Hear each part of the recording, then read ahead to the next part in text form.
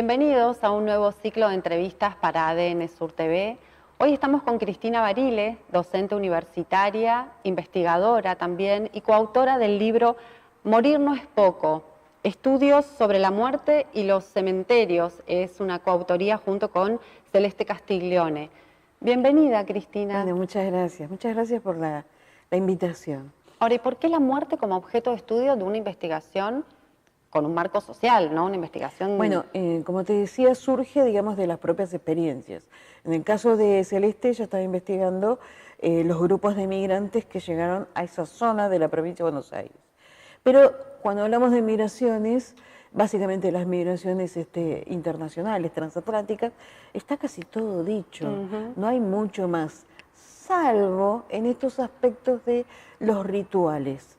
Los entierros. Entonces, a partir de esto encontró que ese era un aspecto que no estaba trabajado. ¿Cómo se hace para conservar las pautas identitarias no solamente en el vivir, sino también en el morir, en una colectividad que está en un lugar que le es ajeno, ¿no?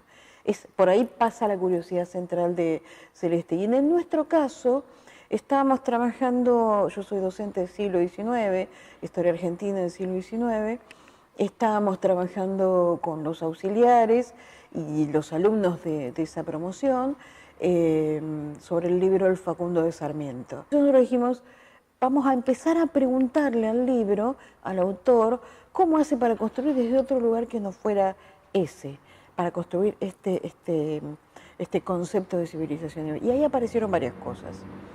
En las cosas que aparecieron fue que cuando habla de civilización y barbarie, habla de cómo esto se manifiesta en la vestimenta, cómo se manifiesta en los modos de la alimentación y la comida, cómo se manifiesta en los modos de vinculación y cómo se manifiesta en la muerte. Y allí es donde nosotros encontramos una pregunta clave. Bueno, si hay una muerte considerada como bárbara desde el punto de vista de Sarmiento y que la deposita obviamente en los federales desde la más tierna niñez hasta su modo de resolver los conflictos. Él va a decir en la primera parte del Facundo que el niño nace para aprender la muerte, porque ve a la madre matar a la gallina y al padre matar a los federales. Claro, ¿no? lo internaliza como algo... Como natural, ¿no? Y va a decir también en una página, es decir, que hay en una pulpería una especie de lucha entre dos gauchos, uno se muere de una cuchillada, ¿no? Que le da un gigantesco facón, ¿no?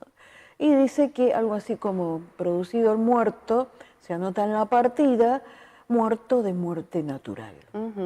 Es decir, que morir asesinado en ese periodo era una muerte concebida para él en términos naturales. Es decir, la muerte bárbara se había naturalizado. Entonces dijimos, bueno, entendimos lo que él plantea. Veamos entonces cómo plantea un tipo de muerte que sea civilizada. Llegamos al balance final de que el Facundo es un libro que transpira muerte, es decir, sale la muerte por cada una de sus hojas. Hoy sería un relato policial, claro, ¿no? Casi un relato policial, pero de su época. Ahora, y ahí volvemos también al tema de los rituales y al tema de la relación que establecemos con la muerte y cómo esa relación ha cambiado a lo largo del tiempo. Sí. Mientras vos hablás, yo estoy pensando en que en otras épocas se estilaba velar a nuestros seres queridos en las casas, hacer velorios larguísimos. Pues ahí nos encontramos con un problema. A partir de 1886 en adelante, 1870 en realidad, comienzan las grandes enfermedades, ¿no? Las pestes, la fiebre amarilla.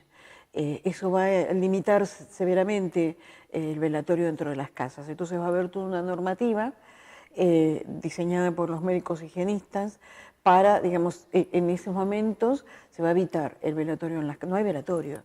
Y se va a optar por la cremación de los cadáveres y se abre al mismo tiempo otro cementerio público que es el cementerio de la Chacarita. Claro, por eso digo, entonces a lo largo del tiempo, entre el siglo XIX y la actualidad, vemos que hay un cambio en los modos, en los rituales y en las culturas, y en esto que vos comentás, de la aparición de enfermedades también colabora en poner un marco, es decir, bueno, esto no se pero puede también va hacer. de la mano de la creación de la nación, que toma ciertas medidas que ya había aplicado Rivadavia, que es dividir el ámbito de la iglesia del ámbito de la nación.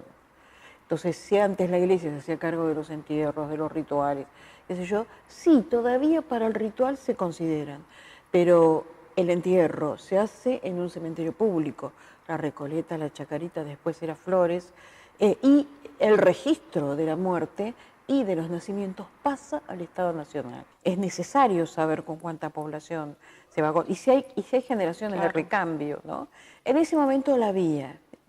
Pero si nosotros seguimos digamos, el viaje que llevan los rituales de la muerte, vemos que cuanto más nos acercamos al siglo XXI se simplifican. Y eso está de la mano también de otros componentes que aparecen en la sociedad. La globalización, que nos va a llegar fuertemente a partir de 1980 en adelante, en algunos países antes, acá entre los 80 y los 90 vemos emerger fuertemente los efectos de la globalización. Eso hace también salir de los gobiernos autoritarios, nos involucra más fuertemente dentro de modalidades de trabajos capitalistas y las dos cosas a la vez llevan a que toda la familia esté ocupada. Claro.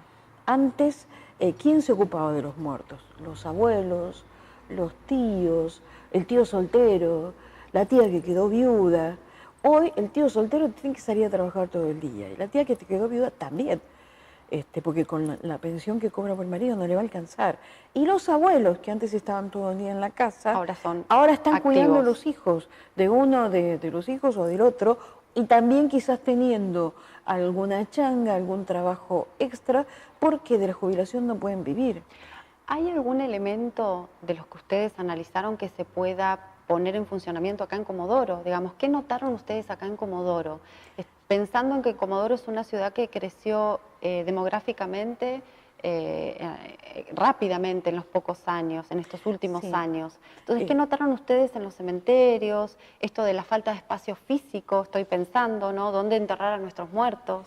Bueno, el problema del espacio físico no es un problema exclusivamente de Comodoro, sino de todas las ciudades modernas. Y acá hay que establecer alguna diferenciación. Ustedes seguramente escucharon por los diarios que hay quejas respecto del cementerio de la Chacarita, porque le sacaron una parte para armar una plaza, porque en realidad se piensa un complejo de edificios. Es verdad. ¿Pero por qué? Porque el territorio que ocupa, la parcela, la tierra que ocupa un cementerio es una tierra muerta, improductiva, para, digamos, aquellos interesados en que tenga algún tipo de producción. Y sobre esto una diferencia, tanto Celeste como yo participamos de la red argentina y de la red iberoamericana de cementerios patrimoniales. Y estas redes auspician el cuidado de los cementerios, el registro urbano de los cementerios como parte del patrimonio de la ciudad. ¿Por qué? Porque los cementerios son el resguardo de la memoria y de la historia. Y todos los cementerios se asemejan a la ciudad de la que pertenecen. Esto nos pasa a nosotros con el cementerio José Fuch, ¿sí? Nos pasa con el cementerio del kilómetro 5 y con el del kilómetro 9, a pesar de que corresponden a distintos periodos históricos. Entonces, lo que hay que hacer es, la tendencia, digamos, a nivel nacional e internacional, es a que aumenta la mayor cantidad de crematorios. Crematorios, claro. Pero lo que queda de cementerio, porque eso uno no lo puede evitar, es decir, pero lo que queda de cementerio, la tendencia es a convertirlos a museo a cielo abierto, a patrimonializarlos, por lo menos en la parte que se puede, la parte más histórica, la que se puede patrimonializar, porque el cementerio también tiene una vida propia, ¿no?